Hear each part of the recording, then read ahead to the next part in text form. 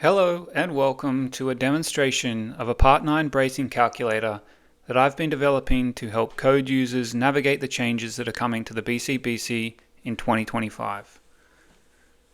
The intention behind this video is to give a brief overview of my understanding of the changes that are coming, and then provide a demonstration of the calculator that I've developed using an example house. A quick disclaimer. This material is for informational purposes only and does not replace building codes or professional advice. The creators assume no liability for errors, omissions, or actions taken based on this information. Always consult local authorities or professionals for guidance on building regulations. I just wanted to provide a brief overview of my understanding of subsection 923.13 as it's presented in the BCBC 2024. My understanding is that this section, or this subsection, is essentially broken down into four main components. The first component relates to the compliance paths and trigger mechanisms that are involved for each compliance path. Within Part 9, we have the simplified method and the calculation method as acceptable paths. Outside of Part 9, we're also presented with compliance paths related to engineered design, which include Part 4, and the Canadian Wood Council's Engineering Guide for Wood Frame Construction. The second component relates to the rules related to Part 9 lateral bracing, or what I consider to be the rules. This involves things like the location of bands, or where brace wall bands need to be located, how they must lap, how they must stack within a certain building. It also includes things related to the specific materials that are required for brace wall bands. The third component of this subsection relates to the methods of calculation for determining an amount of bracing length. This is broken down in this subsection into two methods, which is the simplified method and the calculation method. And again, the calculation method is broken down into two options, which are the tables and the alternative method, which is found within the notes.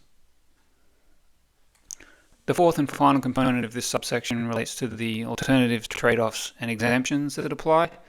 And basically this is how you can break the rules that I listed before and the influence and the effect that these will have on the calculations that you're applying. The calculator that I've developed gives immediate feedback to the user regarding the compliance paths.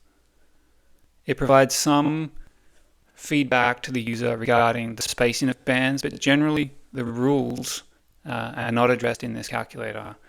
And as such, the user of the calculator has to be somewhat familiar with how these rules apply to their design.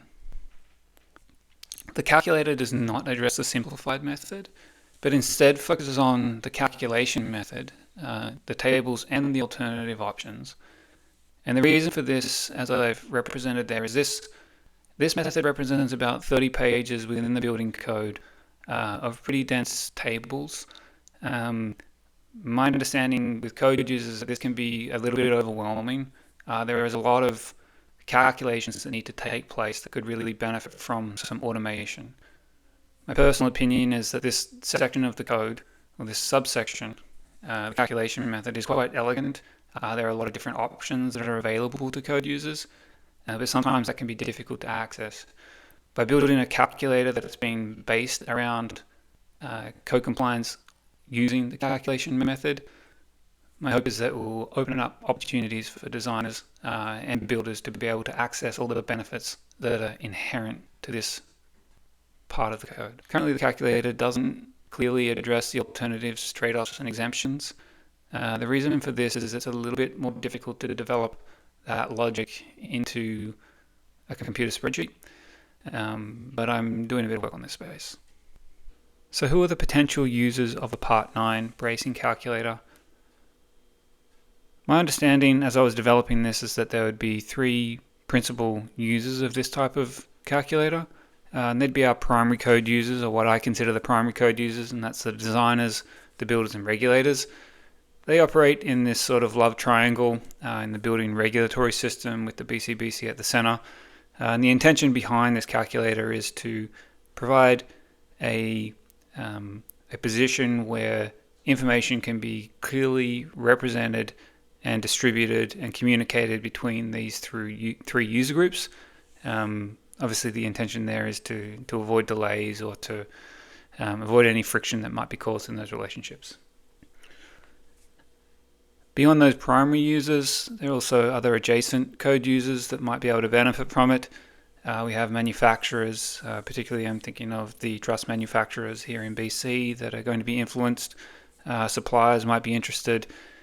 And as well, another subset there that I think could be really important is educators or students. So I developed this calculator as I was trying to understand these code changes. So I think it could be really helpful for others who are trying to understand the code changes. And I'm trying to build a little bit in to the calculator that could help provide some of that educational material. Now that we understand who might be using this calculator, let's jump into an example. And so we're going to build an example house to input into our calculator. Let's take these two views as our proposed design. We've got our front left isometric and back right. You can see there's some articulation to it. It's a pretty simple form, two-story house. To give it some site information, let's say it's located in Nanaimo, BC. The site class is unknown. It's in rugged terrain. The construction is normal weight construction. It is a slab-on-grade foundation, and it is continuously wood-sheathed around the exterior walls. One of the first steps for our calculator is to determine the building plan dimensions. So from those isometric drawings, I've pulled off the floor plans here for the first and second floor. This is from SketchUp, so the sort of grey-blue color represents the floor plan and the green is just the background. But to determine the building plan dimensions, the first thing we need to do is identify what I consider is the origin. And we need to be able to place our building within a extending rectangle, if you like. So I place the origin in the bottom left there, all right, looking at the extents of the building, and I label these axes horizontal and vertical. I do the same thing in the opposite corner, and from here I can pull off the dimensions of the building. All right, so along the vertical axis I've got 40 feet, along the horizontal axis I've got 58 feet. In this case, the building is just stacked, and so it is 40 feet by 58 feet on the upper floor as well. Once I know this dimension, I can move on and locate and identify my brace wall bands and then establish the spacing of my bands on our floor plans. So again, we've got the first and second floor. I'll start with the first floor and the bands that run parallel to the horizontal axes. Got one at the back there. That jog is obviously less than 1.2 meters because it fits inside the band. The same thing happens at the front, and then the garage wall. Now we can locate the bands that run parallel to the vertical axes. I've got the two walls at the end, and then in the middle there, the designer has a choice. They can either just encapsulate that exterior wall, or they can run it through like what we have here. Once I have my bands located, I can then establish the spacing by determining the distance between the center lines of the furthest bands in each orientation. So starting with the bands that run parallel to the horizontal axis, I can identify the center lines of the furthest bands and measure that at 38 feet. I do the same thing with the other bands, the other orientation. I get 56 feet. And then I can identify my bands. So on the left-hand side, you can see I identify them as ABC running up the vertical axes, and 1, 2, 3 running along the horizontal axes. And this is relates to the calculator, but it's also pretty established drawing conventions.